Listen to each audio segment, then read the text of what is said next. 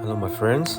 Here I am on the deck of my house in Sydney, enjoying my cup of coffee. So, in less than a week's time, I will be taking my bicycle to Korea for my first overseas bike tour, and it's also my first bike tour. So, I'm looking forward to it, even though I'm feeling a little bit uncertain about it. I've got an interesting story. So 2-3 years ago, I basically had given up riding bicycle. I sold all my bicycles and only kept one just in case. And I never thought I would jump on my bike again until recently. I've read and heard some great stories on YouTube about bike touring, and which sort of rekindled my burning fire in my heart. Since then, I've decided to jump on my bike again. I started to ride my bike again in September this year. Up to now, I've done just over 600 kilometers. So I'm feeling quite good about it.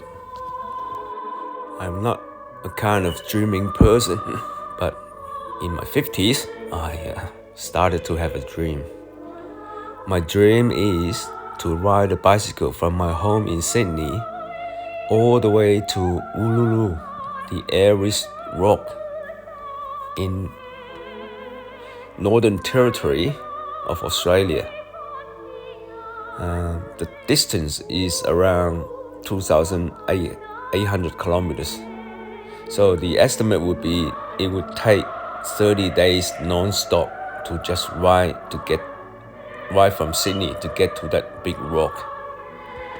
So that's my dream. Then I realized to achieve this dream, I gotta have some plans, I gotta have some actions. So I need to improve my physical conditions.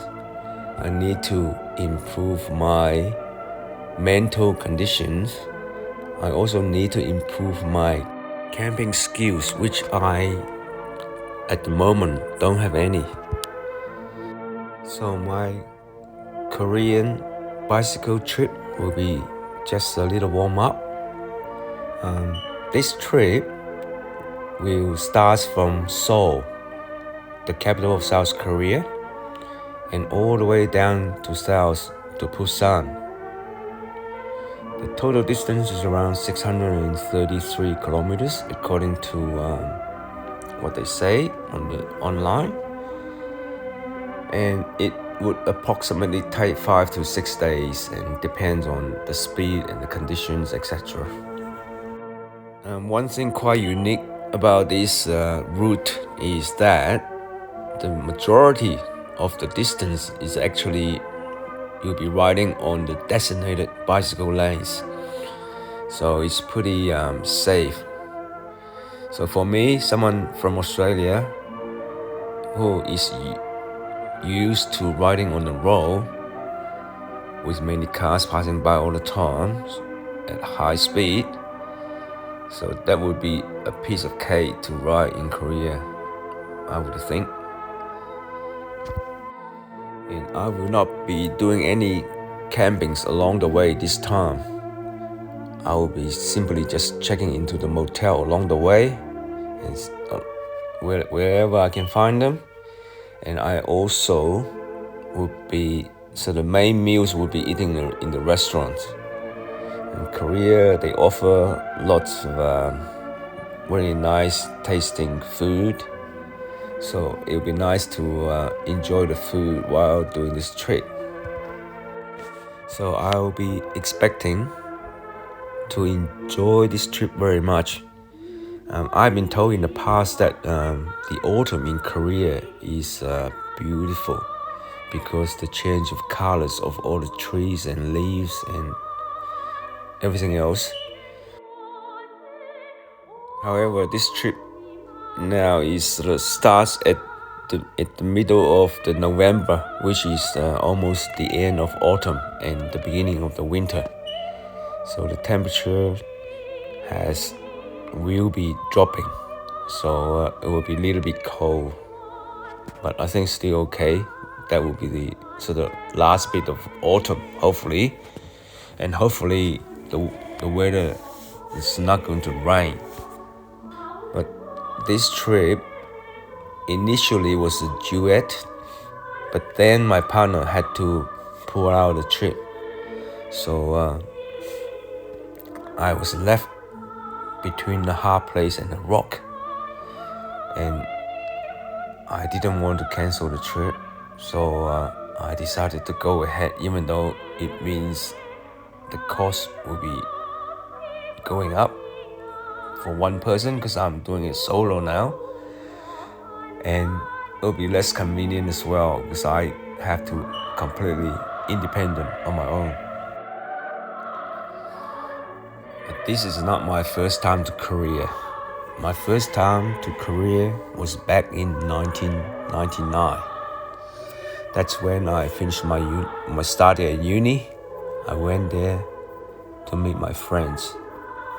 Oh boys, that was my first time to Korea.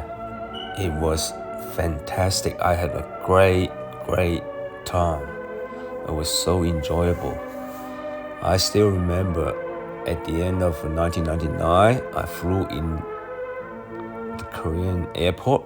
And it was like a Kimport airport. Back then, they didn't finish the Incheon airport yet, so all the flights would go to Kimport. And that very first night, my friend took me out to the Hongik area. And I still remember it was very crowded. The streets are full of young people. All the shops, it's got all these neon lights, like a signage. Oh, it was very beautiful, very unique, very different to that in Australia. So as we walking along the street, and then the sky started to snow, and with these small flakes of snow coming down from the sky in the light of the shop lights. Oh, that was beautiful. That was so romantic, and I still remember it vividly. I think that was my first time experience the falling snow.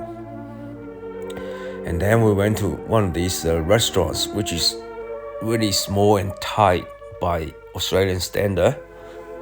So sitting there, but they've got this closeness. You have this kind of special close relationship kind of feeling when you sit close in a tight place.